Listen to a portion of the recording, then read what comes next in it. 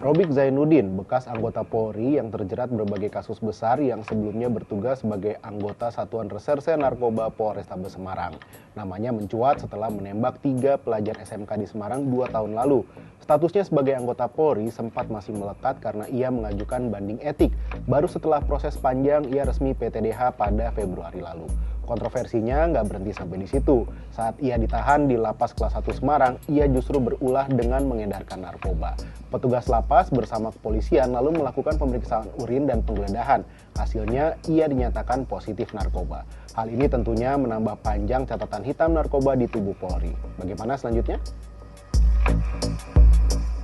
Aparat kini masih mendalami apakah Robik berperan sebagai pengguna atau bagian dari jaringan peredaran narkotika.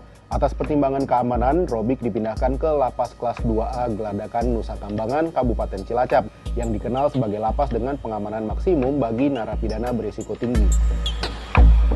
Kabid Humas Polda Jateng Kombes Artanto menyebut pemindahan Robik ini tidak akan menghalangi proses penyelidikan dan proses hukum bakal tetap dilakukan apabila Robik terbukti bersalah nantinya.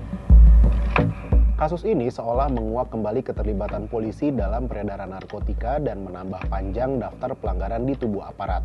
Kontras mencatat selama periode 2019-2022, sebanyak 106 polisi terlibat dalam peredaran narkotika, melibatkan 178 anggota di berbagai jenjang, mulai dari penyidik hingga perwira tinggi. Bahkan kasusnya tak berhenti di situ. Pada Maret 2024, bekas Kasat Narkoba Polres Lampung Selatan Andri Gustami divonis mati setelah terbukti meloloskan pengiriman puluhan kilogram sabu di Pelabuhan Bakauni sepanjang 2023. Di tahun yang sama, F. Gianto dijatuhi hukuman mati karena menyelundupkan 52 kg sabu di Riau.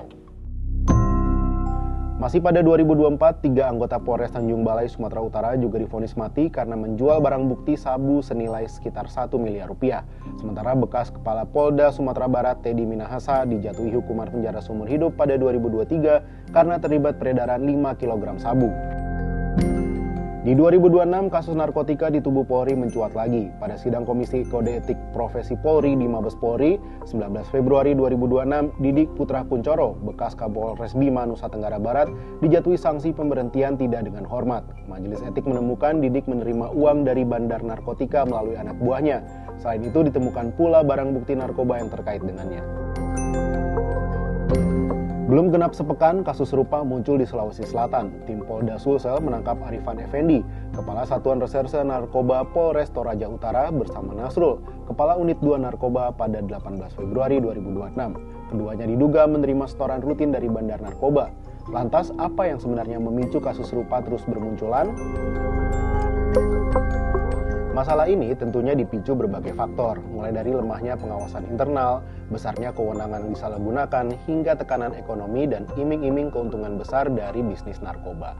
PLT Direktur Eksekutif ICJR Maidina Rahmawati bahkan menyebut temuan ini menegaskan kembali kegagalan kebijakan narkotika yang diperparah minimnya pengawasan terhadap Polri. Maidina menilai penyalahgunaan wewenang ini makin kuat karena adanya pasar gelap narkotika yang tidak dikendalikan negara serta sistem hukum yang belum akuntabel, sehingga membuka peluang penyelewengan barang bukti dan rekayasa kasus. Lantas, apa dampaknya jika kasus seperti ini dibiarkan?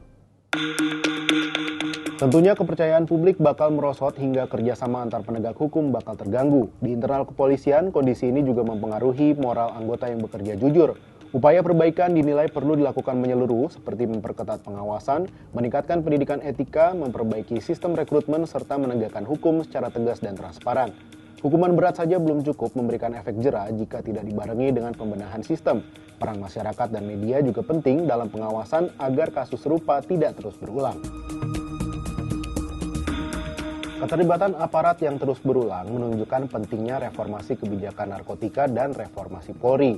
Pendekatan war on drugs yang berfokus pada represi terbukti tidak menurunkan angka penyalahgunaan. Sebaliknya justru memperkuat pasar gelap dan membuka peluang terjadinya tindakan sewenang-wenang oleh aparat. Untuk itu, kepolisian diharapkan tidak membiarkan penanganan kasus ini berlarut-larut. Hukum harus ditegakkan tanpa pandang bulu. Keberhasilan polisi dalam menjalankan peran dan tanggung jawabnya menindak pelaku tindak pidana pun dinilai bakal membuat masyarakat hidup damai dan tentram. Sampai jumpa di Bahas Peristiwa berikutnya.